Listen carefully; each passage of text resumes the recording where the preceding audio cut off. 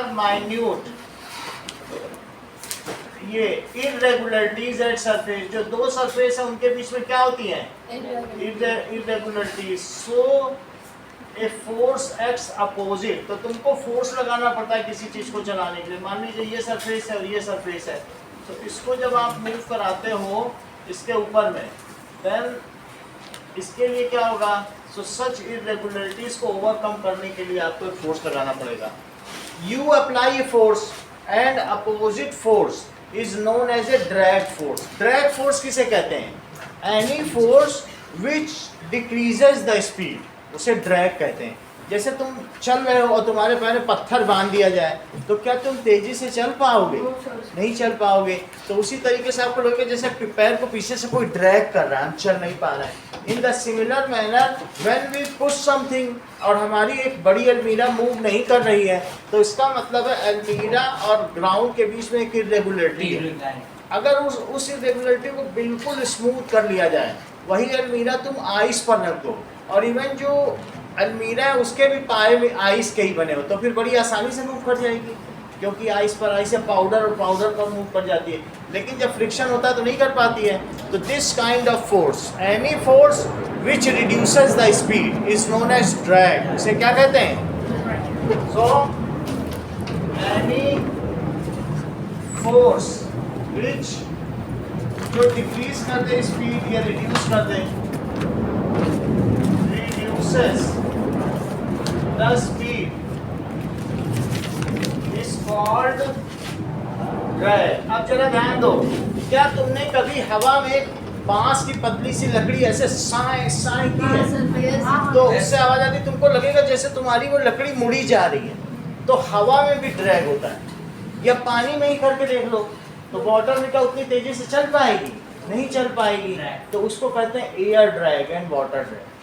आप इसमें यहीं पर कोई चीज़ गिरा के देखो और वही चीज़ पानी में गिरा के देखो, क्या उसी स्पीड से पानी में गिरेगी? धीरे धीरे गिरेगी, धीरे धीरे। तो हमारे ग्रेविटी के अगेंस्ट में वाटर ड्रैग कर रहा है कि नहीं?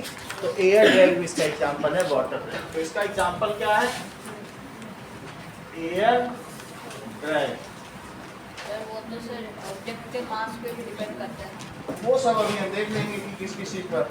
अब देखिए, there is also known as spring balance. क्या होता है?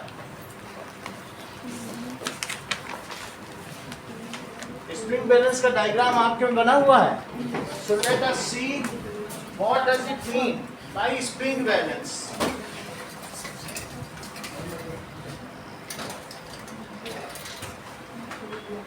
नाउ ये देखो, इसमें कोई भी चीज आप अगर लटका दोगे तो क्या है, ये धीरे धीरे नीचे आएगा और ये हुक जहां तक पहुंचेगा, तो क्या ये वहां तक मेजर कर रहा है? रीडिंग दे देगा। तो हम इस पर इसको किसी चीज में लटका दें और फिर ये ऐसे ऐसे करेगा। एंड इट गिव्स, ये देखो ऐसे कर रहा है कि नहीं? This is spring balance. लोग इस पर सिलेंडर लटका कर, कोई भी चीज है, अब जैसे ये है तो ये देखो, तो हम इनके बैग को लटका देते हैं तो इसका वजन पता चल जाएगा। ये देखो, तो ये इससे पता चलता है कि ये 200 ग्राम का बैग है।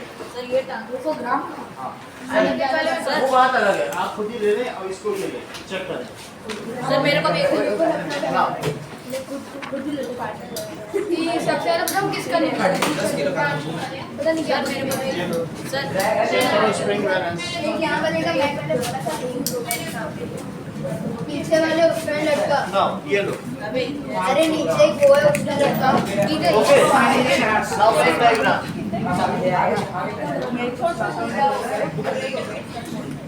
सी, अभी बता। हो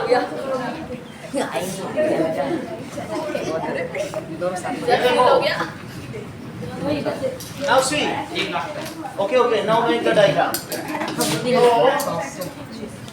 इसमें लिखा रहेगा 0, 100, 200। सर ये देखो पूरा हो गया। सर मेरा भी पूरा कर दिया मैंने। पूरा कर दिया तो सही है। मेरा भी हो गया। कीजिए। कुछ मेरा तो और का आना भी नहीं। अब आगे देखो, ये तो हो नहीं पाएगा। लो इधर ध्यान दो, अभी उसको बाद में करना। चलो इस तरीके का होगा। अब इसमें कोई चीज अगर लटकाई जाएगी तो क्या होगा बताओ? सर वो नीचे जाएगा। तो ये नीचे जाएगा तो इस पर एक मीटर लगी है, तो वो जहाँ पे आएगा तो पता चल जाएगा, सर वो वेट बता देगा। सो spring balance is device. Spring balance क्या है? स्प्रिंग बैलेंस इज डिवाइस, ठीक है, यूज्ड फॉर मेजरिंग,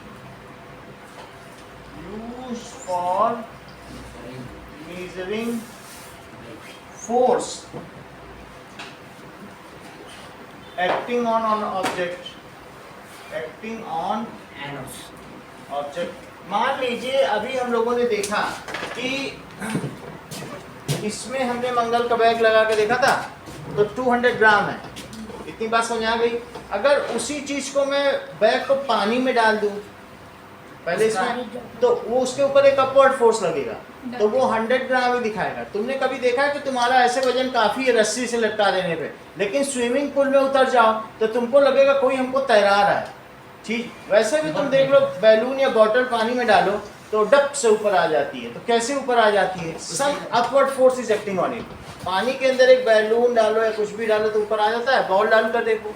तो इस तरीके से हमने देखा पानी में भी एक ड्रैग फोर्स एक्ट कर रहा है, तो ऐसे यहाँ पर और पानी में फर्क आ गया कि नहीं? क्योंकि अपवर्ड फोर्स एक्ट कर रहा है, यहाँ फुल पूरा स्प्रिंग आ जाएगी, लेकिन पानी में क्या होगा बताइए? There will be lesser weight. Okay, तो ये चीज हम देख सकते हैं ना। अब देखिए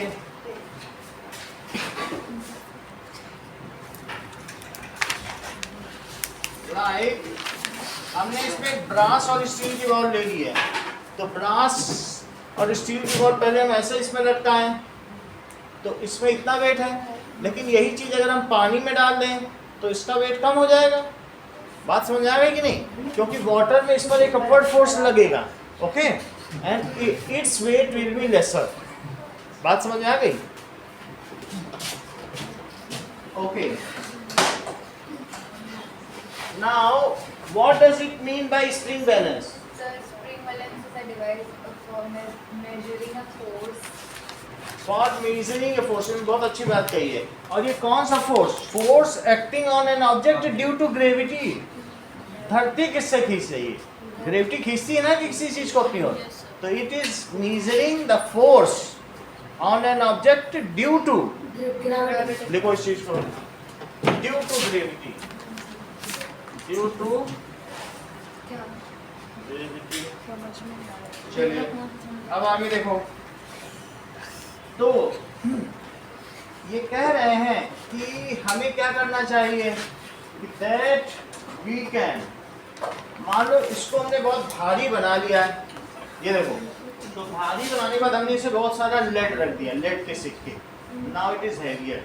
और अगर मैं इसको स्प्रिंग बैलेंस से खींचूं तो स्प्रिंग बैलेंस से खींचने पे क्या पता चलता है बताओ? क्या इस पर एक फोर्स लगेगा?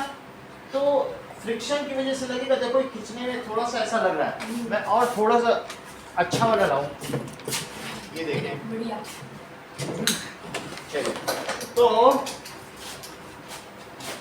अगर मान लें कि इसके बीच में और इस सरफेस के बीच में बहुत सारा पाउडर डाल दो, टेल्कॉम पाउडर या बोरिक पाउडर, तो क्या होगा बताओ? फ्रिक्शन कम हो जाएगा, तो फिर वो फोर्स कम हो जाएगा। अभी इसमें ज्यादा लग रहा है, अभी जैसे फुल पे जा रहा है कि नहीं? लेकिन अगर मैं इसके नीचे और इस सरफेस के बीच में बोरिक पाउडर डाल दूं, then this reduces, तो इससे पता चलता है कि lubrication और some kind of powder reduces the friction between the surface। ऐसा हो सकता है कि नहीं? इवन जब जमीन में वाटर पड़ा होता है तो हमारे पैर स्लिप कर जाते हैं। ऐसा क्यों होता है? क्योंकि हमारे फीट और ग्राउंड के बीच में फ्रिक्शन कम हो जाता है। Water also reduces, water, oil, lubrication, ये सब चीज़ें क्या करती हैं? दे रिड्यूसेस द फ्रिक्शन। एक डायग्राम देखो, इस डायग्राम में तुम्हें क्या दिखाई पड़ रहा है कि ऐसे ब्रिक को खींचा जा रहा है, और मान लीजिए ब्रिक के नीचे आप कुछ रख दें, पाउडर रख दें, तो क्या वही फोर्स लगेगा स्प्रिंग बैलेंस से कि दूसरा लगेगा? कम हो जाएगा। अभी ये ज़्यादा है, लेकिन अगर मान लीजिए इसके नीचे कुछ रख दें, वाटर रख दें, ये छोटे छोटे कंचे ग्लास बॉल्स होती कि नहीं, बड़े आसानी से खींच जाएगा। So, इस व्हील ऐड कर दे स्पान व्हील ऐड कर दे, कुछ भी ऐड कर दे, तो उससे क्या होगा? वो देख रहे हैं डायग्राम देख रहे हैं, तो उसमें क्या पता चल रहा है? इधर नहीं, हाँ ये वाला सर ऐसे हो जाएगा। यही चीज़ है, इसके नीचे कुछ रख दें तो हाँ, जैसे इन्होंने पेन रख दिया तो ये बहुत अच्छा है। अब मान लीजिए इन्हीं का ही सिस्टम अपनाते हैं, तो 2 पेन लाओ फिर। ये रसन के सर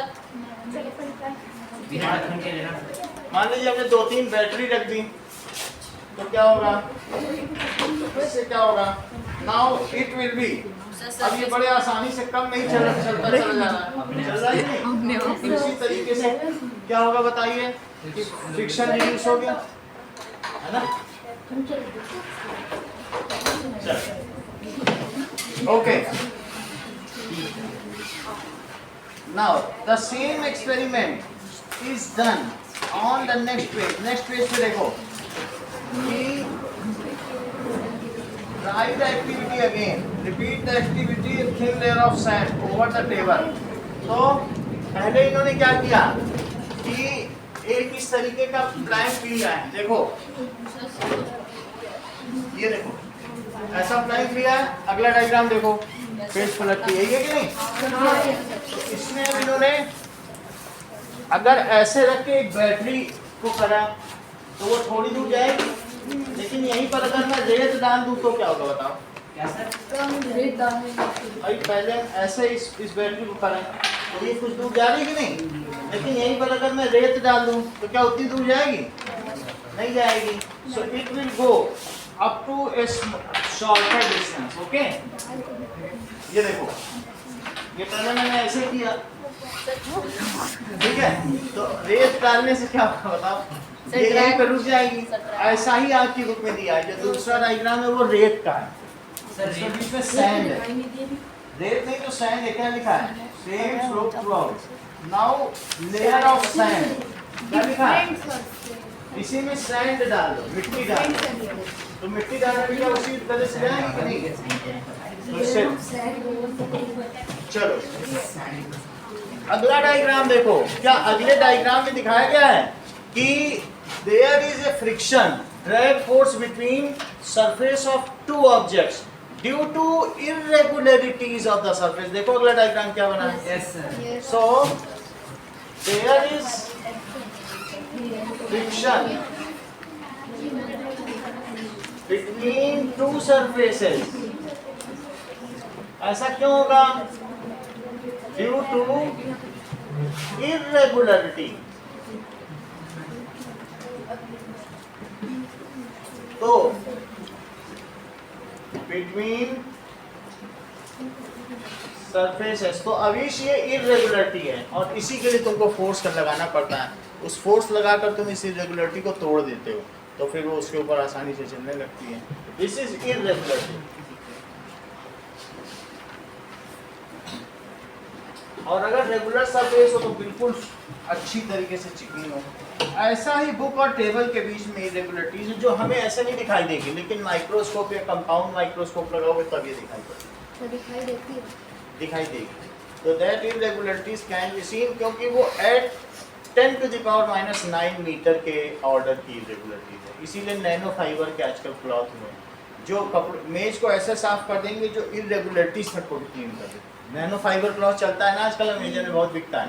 इसका मतलब है कि वो इरेगुलरिटीज के अंदर जाके भी शाइन कर देगा और चमक ले आएगा। तो these are very fine that we can not see. Okay, इसी इरेगुलरिटी को करने के लिए बहुत तरीके के सैंड पेपर आते हैं, आपने देखा है? फाइन सैंड पेपर बहुत पतला होता है, वो जब घिसेगा सो इट अल्टीमेटली वो उसको सैंडिंग कर देगा या स्मूथ कर देगा द सरफेस को। फिर वहाँ क्या लिखा है? There is friction between 2 surface। Friction होगा, और ऐसा क्यों होगा बताओ? Due to irregularities. किस वजह से होगा? उन दोनों सरफेस के बीच में इरेगुलरिटीज होगा। जब तुम्हारे शूज होते हैं जिसमें ऐसे स्पिंडल से निकले होते हैं, क्या तुम इरेगुलरिटीज बढ़ाने के लिए ऐसे शूज लेते हो जिससे कि फ्रिक्शन बढ़ जाए और अगर तुम स्पोर्ट्स पर्सन हो तो जमीन में ना गिरो? और मान लीजिए तुम्हारी चप्पल चिकनी हो गई या शूज, तो तुम मिट्टी में मड में गिर जाओगे, कहीं मड होगा दौड़ते समय, और लेकिन अगर उसमें स्पिंडल निकले हुए रहेंगे तो क्या गिरोगे? इरेगुलरिटी बढ़ने से क्या होता है बताओ? फ्रिक्शन बढ़ जाएगा। और बात समझ में आ गई? तो कहीं कहीं हमें फ्रिक्शन बढ़ाना होता है। 12.6 फिगर में तुम तृप्ति क्या देख रही हो? एक बच्चा किसी को बॉक्स में वो तो सब ठीक है, बताओ क्या हो रहा है, उसको रीड करके बताओ ना, उसका मतलब क्या है।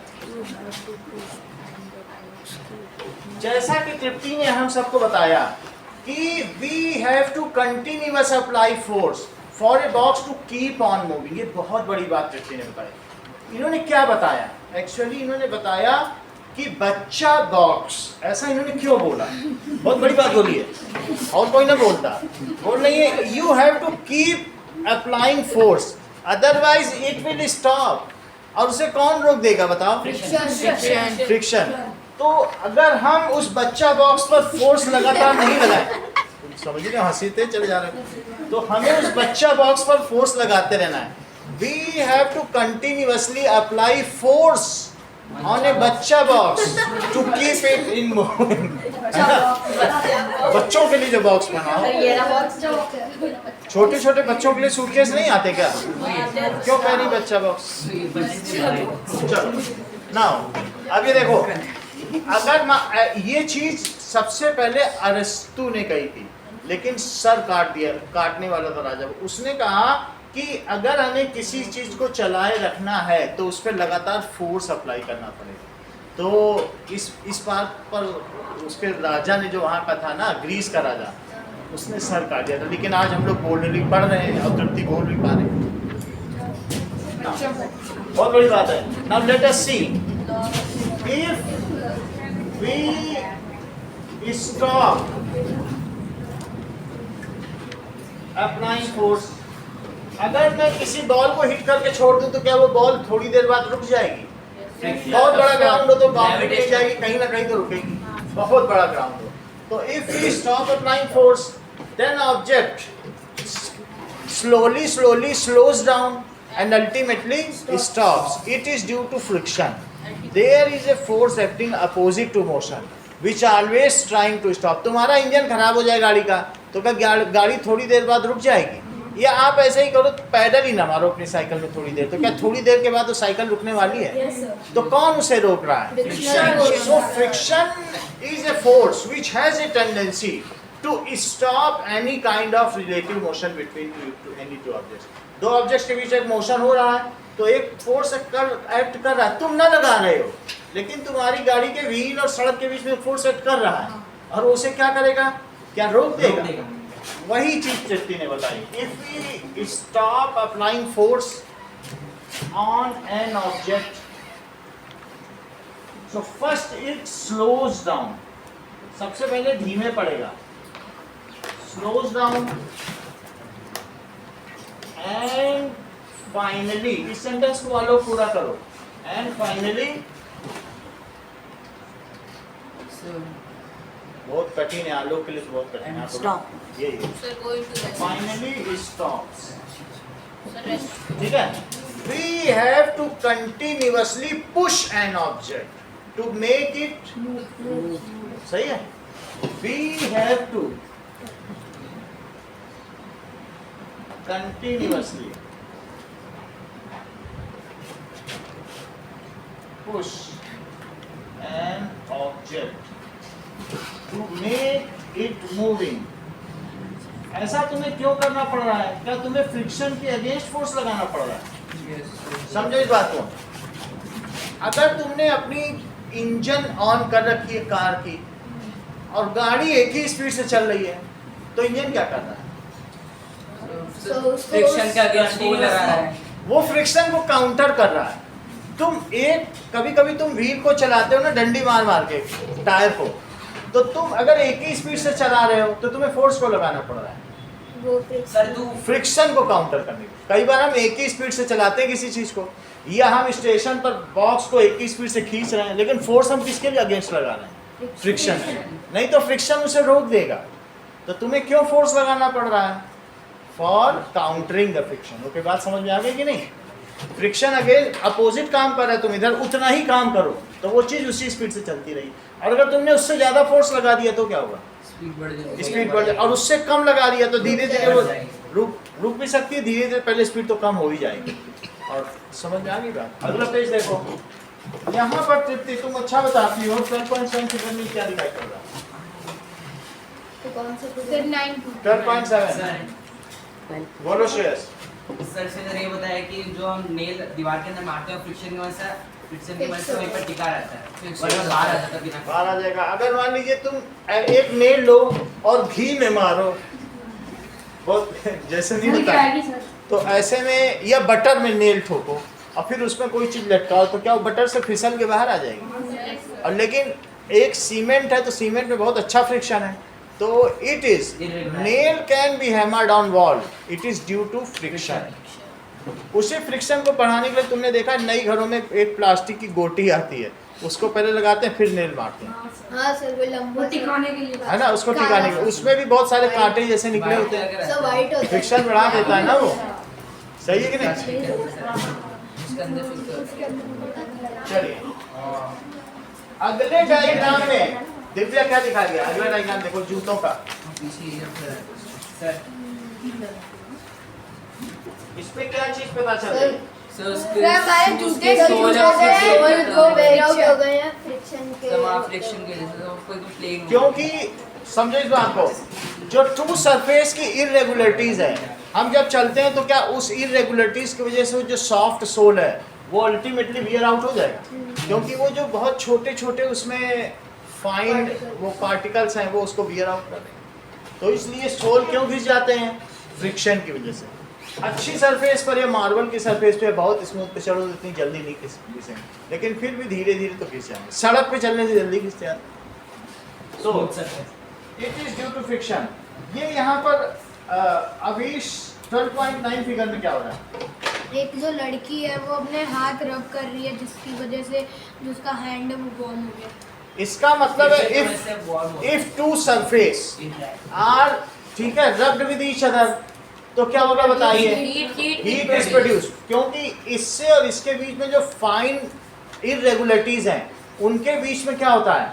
There is a rubbing and breaking off those particles. बहुत छोटे छोटे पार्टिकल्स हैं वो टूट रहे हैं, and due to friction, so friction की वजह से क्या हम ये कहें कि हीट भी प्रोड्यूस होगी। कई बार ऐसा होता है कि जब बहुत स्पीड में दौड़ने वाली गाड़ियां, उनमें इतना फ्रिक्शन होता है आग निकलने लगती है, नहीं देखा तुमने? हाई स्पीड रनिंग चीजें हैं बहुत, और उसमें अगर तुमने ऑयल या कूलेंट ना डाला तो तुम देखोगे जो बड़े बड़े इंजन रन करने पहले वहाँ तो गर्म हो जाएगा। तुम अगर कोई रनिंग पार्ट के आसपास हाथ से छू लो, तुम अपने घर की मोटर ही को छू लो जो रनिंग पार्ट है, तो उससे क्या होगा बताओ? जहाँ भी रनिंग पार्ट है, इफ इट इज टच्ड तो आपको वहाँ पर हाथ जल जाएगा। पंखा ही छू लो, यहाँ कभी आना तो छू लेना इसके, तो तुमको पता चल जाएगा ये कितना गर्म है। ऐसे छुआ है कभी, टच किया है? तो इससे पता चलता है बाइक के साथ बाइक के साथ तो अलग है, वो वहाँ तो कंबशन हो रहा है, लेकिन कहीं भी कोई हाई स्पीड रनिंग चीज हो तो वहाँ पर अगर आप टच कर लो तो इफ, है ना, तो कहीं पर भी कोई चीज मूव कर रही हो, ब्रेक्स डिस्क वाले anything it is moving, if you touch it तो क्या होगा? गर्म हो जाएगा। तुम अपनी साइकिल में ब्रेक लगाओ, पहिया घुमाओ, तो तुम देखोगे ब्रेक ही गर्म हो गया। ऐसा सिंपली भी देख सकते हो, कई जगह आप कर सकते हो, कुछ नहीं करके तो हाथ तो करके देख ही सकते हो। तो इसका मतलब है कि friction, due to friction heat is generated. Friction की वजह से क्या होगा? Heat is generated. एक नई चीज पता चली।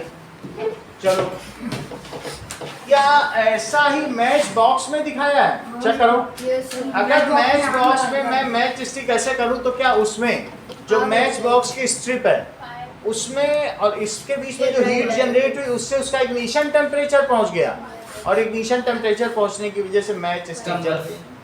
तो ये नई चीज है, इसको लिखें कि फ्रिक्शन की वजह से क्या हुआ ना।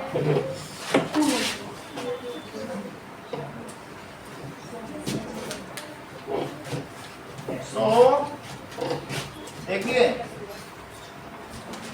सोल ऑफ शूज ये वियर आउट हो जाएंगे। क्यों वियर आउट हो जाएंगे?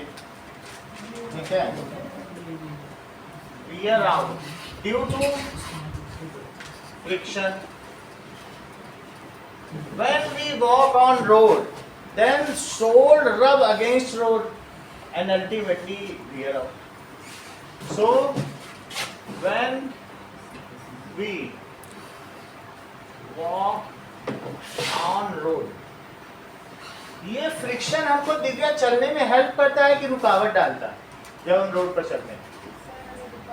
ये ठीक करेंगे। सर हेल्प आपकी मान, तो आप फर्स्ट आ जाओ, आपकी मान।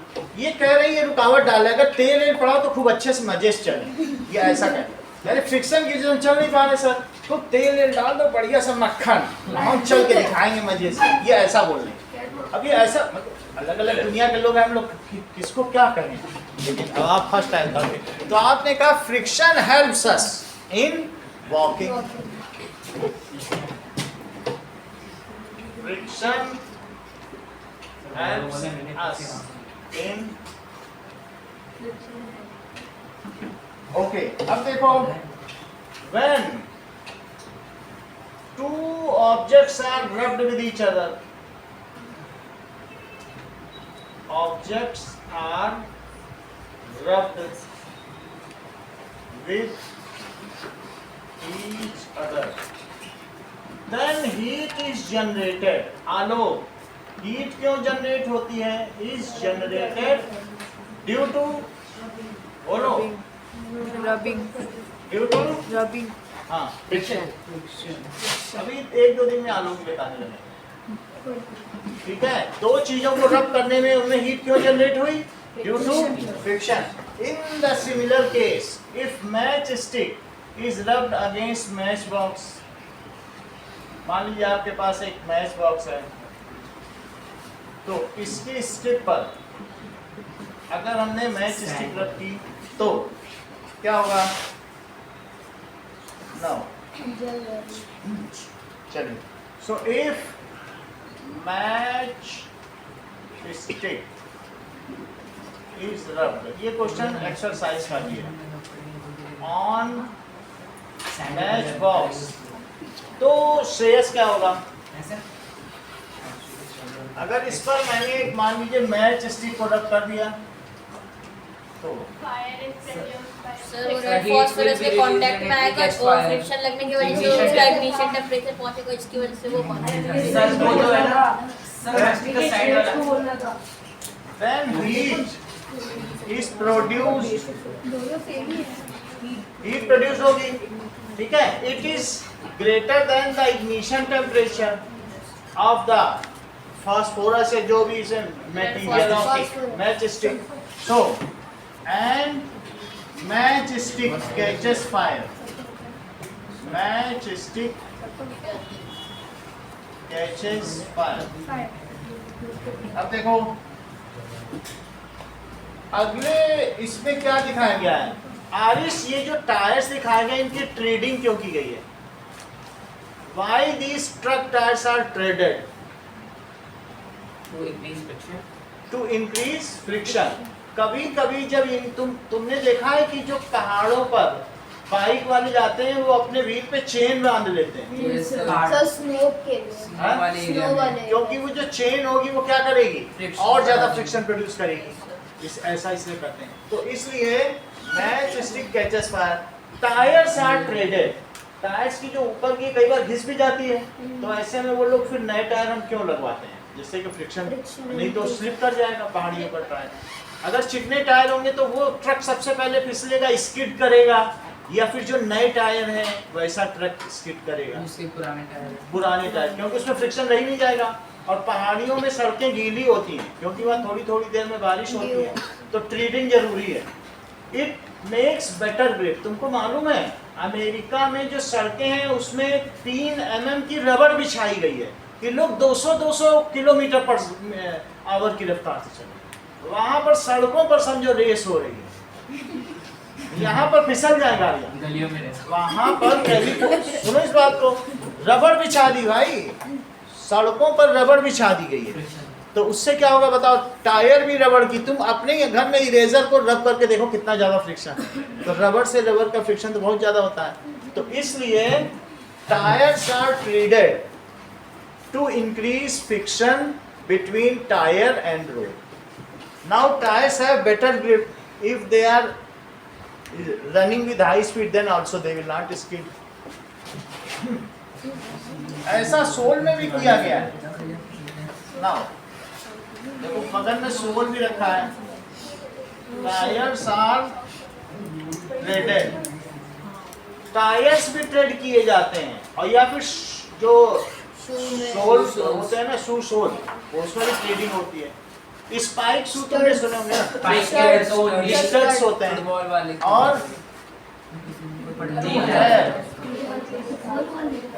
Metal grip with road and will not skid, और ये स्किड नहीं करेंगे on road while moving।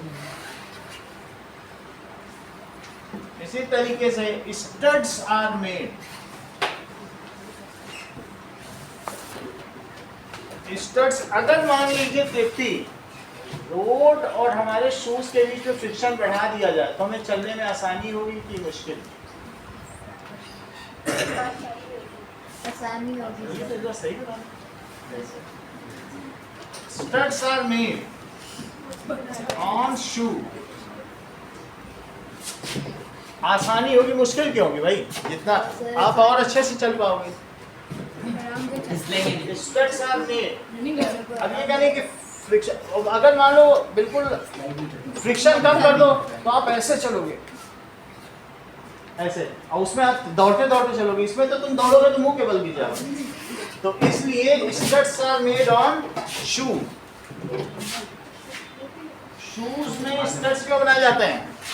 To have a better grip, क्योंकि जिस ग्राउंड में तुम दौड़ते हो वहाँ सुबह पानी डाला जाता है और वहाँ मड हो जाती है, तो क्या पता तुम्हें मालूम ना वहाँ कहीं पर वाटर लॉगिंग हो गई हो, वहीं गिर जाओ। तो made on shoes to have a better grip, to have better grip, a better grip on ground,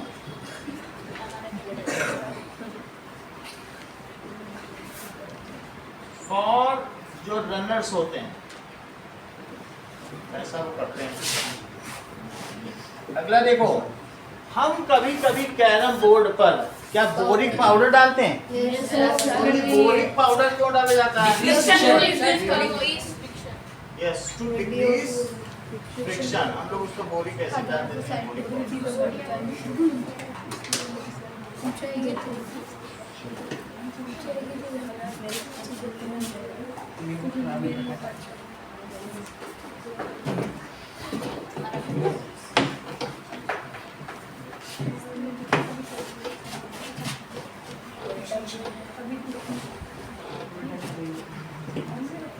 Now,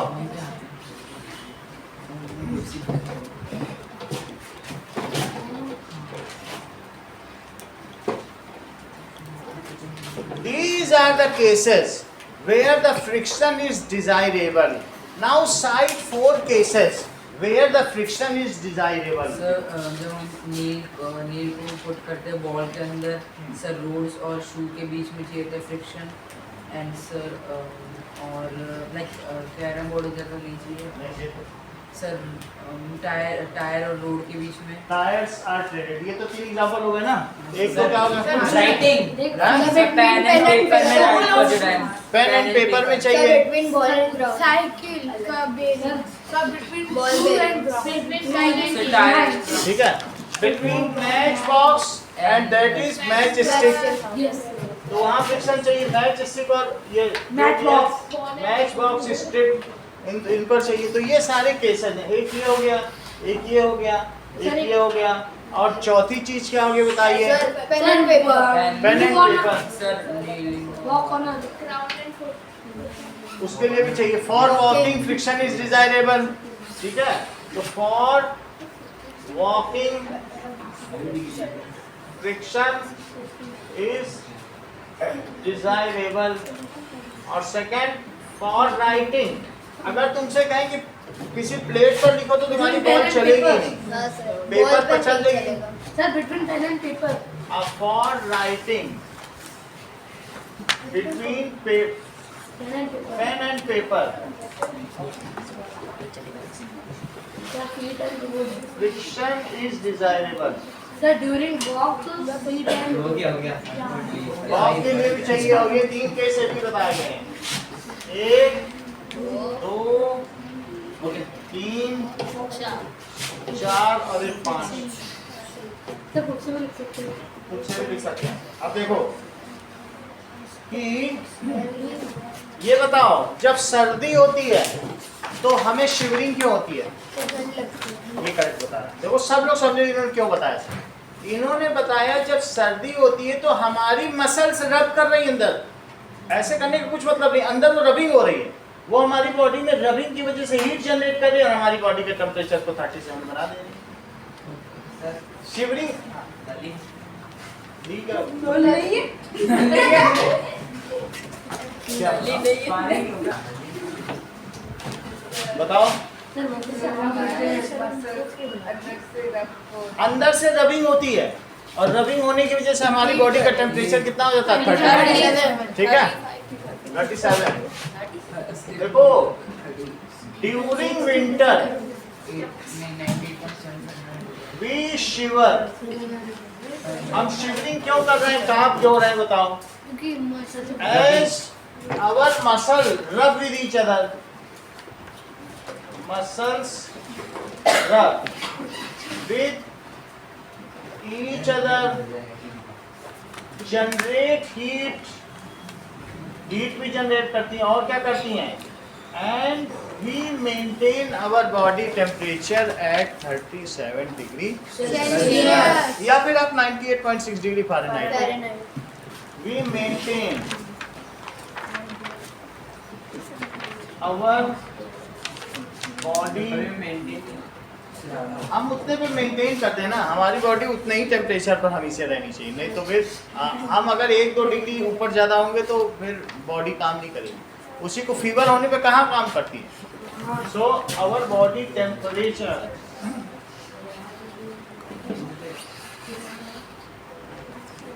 at 37 degree celsius या 98.6 डिग्री फ़ारेनहाइट। तो ये जरूरी है। Now these are the 6 cases where the friction is desirable. ये वो cases हैं जब friction desirable है। अब देखो 6 पॉइंट, यानी हम जब हम ऐसे ऐसे कर रहे हैं, ऐसे ऐसे करने पे क्या अंदर में क्या हो रहा है? मसल्स ही आपस में रगड़ खा रहे हैं।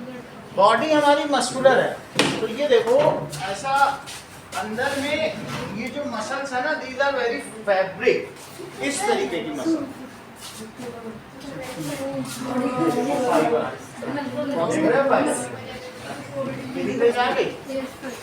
सो इन दिस वे आगे देखो, the situation when friction is undesirable,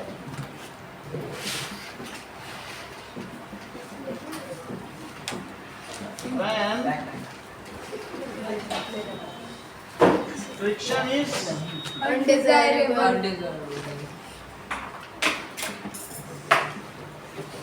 देखो ड्रॉअर को जब तुम खींचते हो तो उसमें फ्रिक्शन नहीं चाहिए, अगर फ्रिक्शन है तो मुश्किल होगी खींचने में। ड्रॉअर खींचते हो ना अलमीरा तो से, रनिंग मशीन, हाँ, बेयरिंग रोलर बॉल्स, वगैरह। Sir running bearing balls. ठीक है, या ball and bearing in cycle, In fact, sir. In fact. Ball bearing in machine. क्या तुमने बॉल बियरिंग देखी है? ये आपने दिखाई थी सर? नहीं सर। बाहर सर कई देखिए, बार तो पहले तो कई बार दिखाई है, फिर भी देख लेना। ये देखो, सर दिखा दिया। so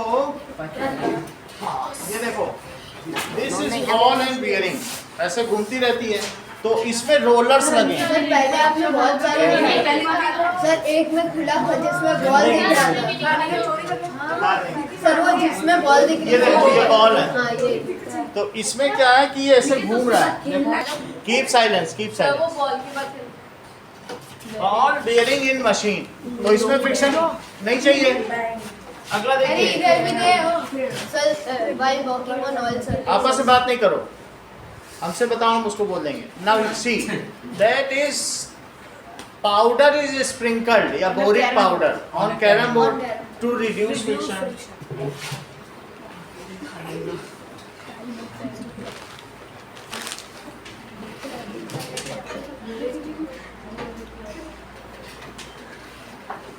Boric powder is sprinkled on carom board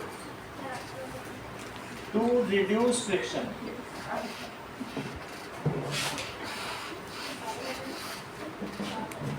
अगला देखो नाउ नेक्स्ट फ्रेज में देखिए कि तीसरी चीज क्या है बताइए कि rollers are used in suitcase to reduce friction. तुमने ऐसे सूटकेस देखे जिनमें पहिए लगे हों? Yes, sir.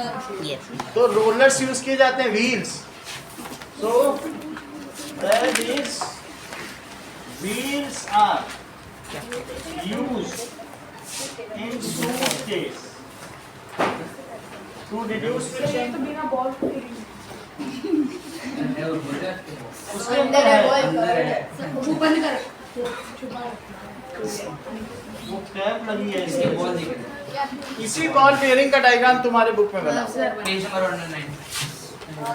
सर ये कॉपर जैसा ना अब इसमें देखिए कि right 6 cases where friction is desirable and 3 cases where friction is not desirable.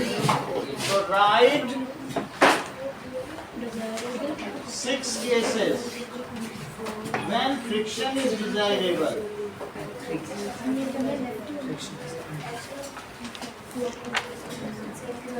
3 cases when friction is